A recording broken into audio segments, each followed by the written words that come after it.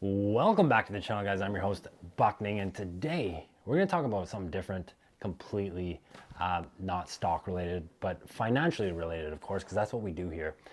And so the question I have for you is are you feeling financially overwhelmed? And if you clicked on the video to find out how to fix it, there's not an overnight fix. This is not a prescribed medication that fixes your finances overnight. This is something that you progress into and have steps to change that. And so I have 4 things that you can do to not feel so financially overwhelmed. And now there's a lot of factors on why you may feel that way, but we'll talk about those, okay? So if you're new to the channel, welcome. This is actually where we put $100 a week into a tax-free savings account to build a dividend portfolio right in front of your eyes.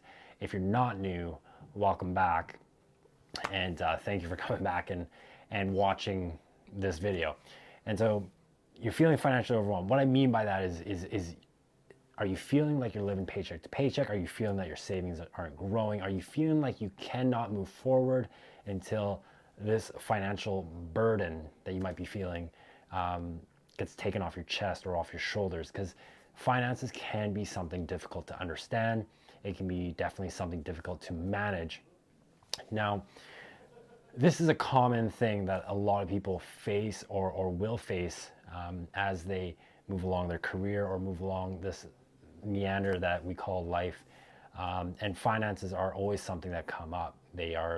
Finances are what gives us the option to do what we want, gives us options just in general, whether you want to buy a no-name brand piece of bread or Wonder bread, right? Or whatever it may be.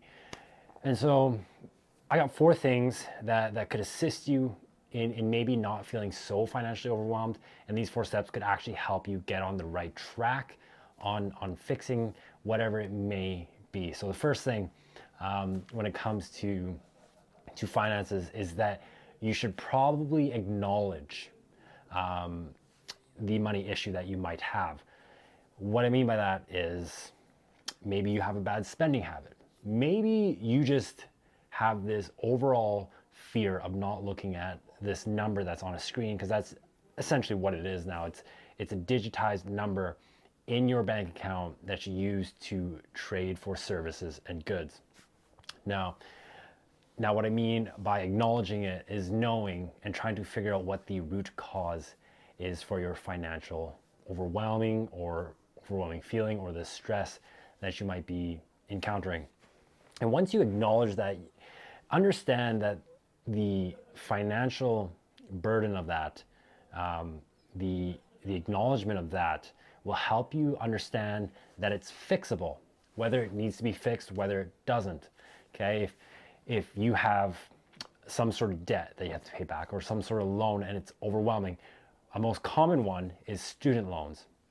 The biggest debt that a generation has ever had is student loans. The most stressful one is student loans. And the thing is, it's almost like they don't want you to pay it back after you finish school and you go out into the world and try to find your career. And they give you that, I think it's like 3 to 6 months of no payments, and then all of a sudden you're slammed with provincial loans, national student loans at an interest rate that adjusts to the rising rate of the Bank of Canada. And so what used to be a prime plus 1% is now a prime plus 1%, but the prime rate is now from 2.45 all the way up to 5.45 or whatever it is, right? And every time that increases, it might not affect your fixed payment, but it does affect the term. And what I mean by term is the length of the loan, which could take you to your deathbed. And so acknowledge it and look at it and let it know that it's there and that it's fixable and you can change that. So that's the first thing. And I think that's the first and most important thing, because it can be intimidating to just look at your finances. Okay. Second thing is if maybe you don't have student loans. Second thing is taking a day and making yourself mindful of what you're spending your money on and acknowledging the price of that per se item. Let's say you go and buy a Starbucks coffee for $5 or $6, probably was for $7 now because of inflation. Haven't had a Starbucks coffee in a little while, but acknowledge that and be mindful of that. If you're spending $7 at a Starbucks and you do it twice a day, that's $14. That's $14 that could go towards fixing the other problem, right? And so once you do that, you can understand that finances are just a simple math problem where 2 plus 2 equals 4 and 2 plus 2 cannot equal 5, right? Your finances have to balance out. That's where a balance sheet comes out into play, is money coming in, money coming out. Does the money coming in minus the money going out equal 0, or is there a leftover, or is there a negative? And once you find that out, you can look at what you need to look at and adjust your plan towards creating a better financial situation for yourself. Okay, so spend a day just being mindful of the spending that's going on, being mindful of the price of things, and not being a cheapskate. I'm not saying take the fun out of your whole life just to be mindful of your finances, but be a little bit more aware of it. Okay. Third thing is, once those two are, something that you do on a regular basis, probably maybe start a budget. Now, budgeting can be fun. It can be absolutely boring. It can be absolutely dreading in a lot of ways.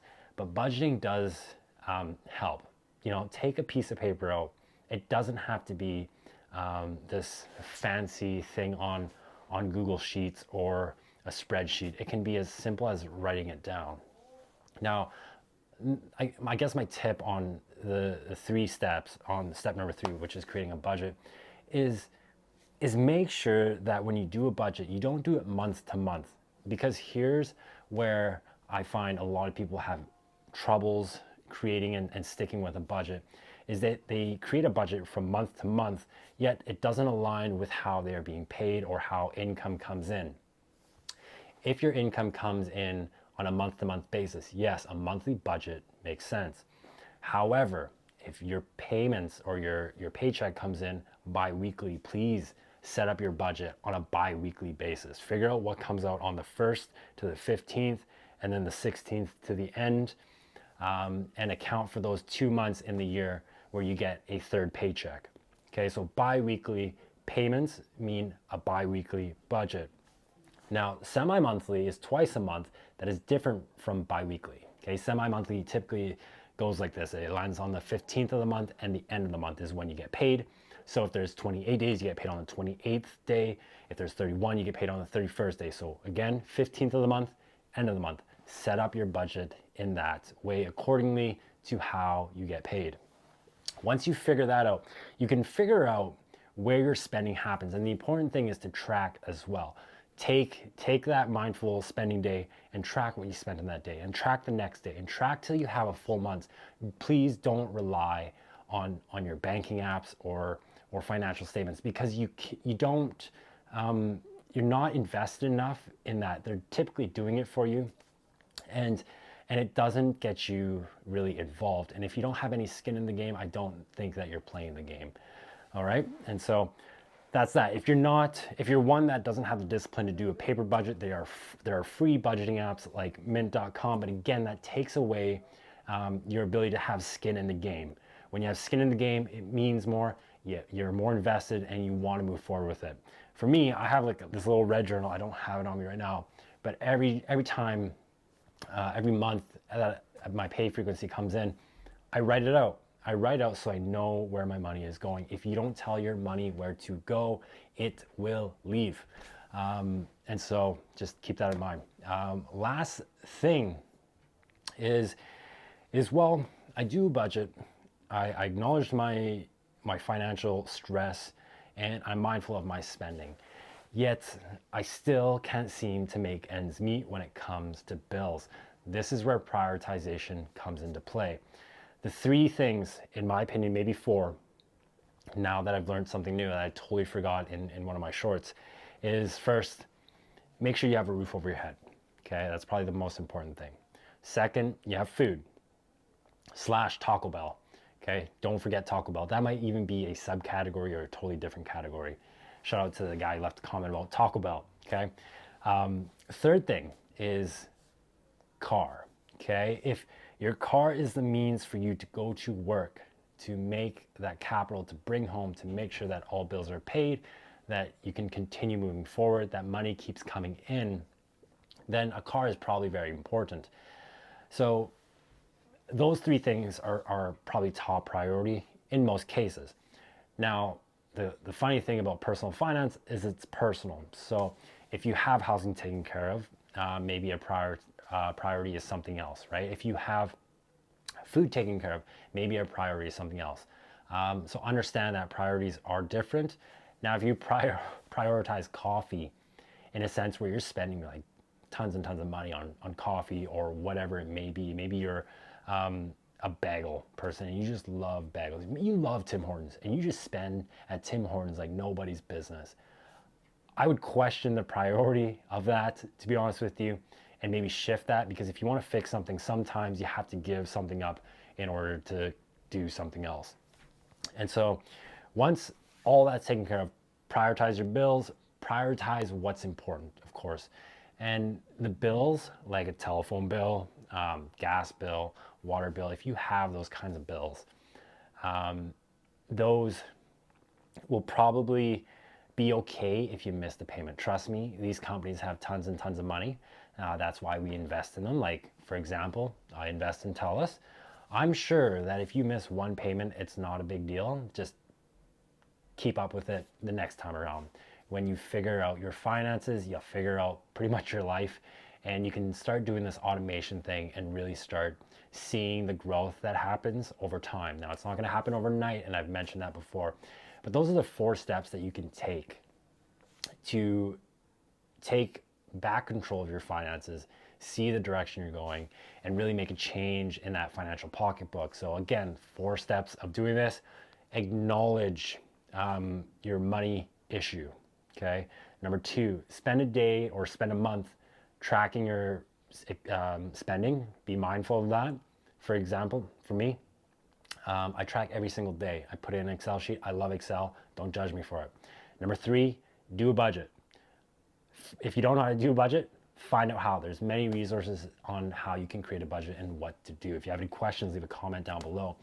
And number 4, prioritize which bills are important to you. If you can't make ends meet at the time, I'm sure if you just pick up the phone and call them, you can work out some sort of payment plan. I'm pretty sure a lot of these companies are very lenient that way, because all companies want their money and they'll get it somehow or some way, right?